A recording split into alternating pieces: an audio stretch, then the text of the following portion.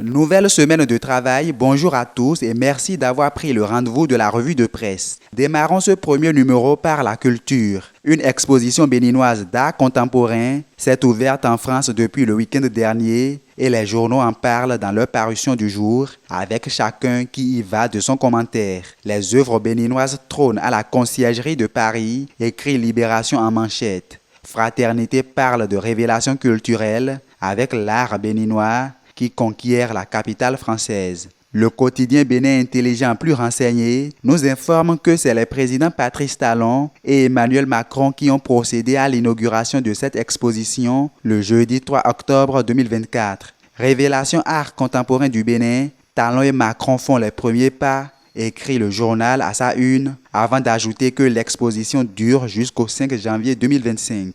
Ce qui fait dire à l'événement précis que Talon et Macron révèlent le Bénin à Paris. À l'université d'Abomey-Calavi, les soutenances de mémoire de fin de formation en licence sont supprimées à la FLAC. C'est le matinal qui donne l'information et Décryptage Info ajoute qu'en lieu et place, les étudiants produiront désormais des rapports de recherche.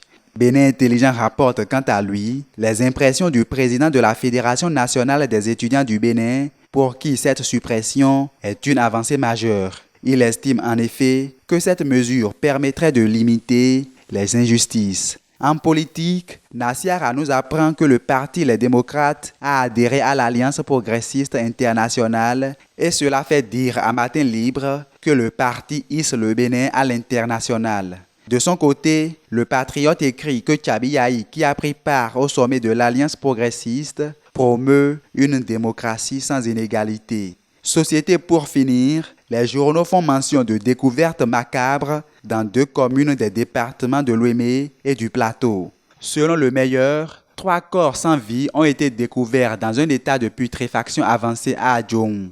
Matin Libre confirme l'information et ajoute que le même constat est fait dans la commune d'Adjaouéré. Alors, le journal s'exclame « 6 corps en 3 jours ». Ça inquiète.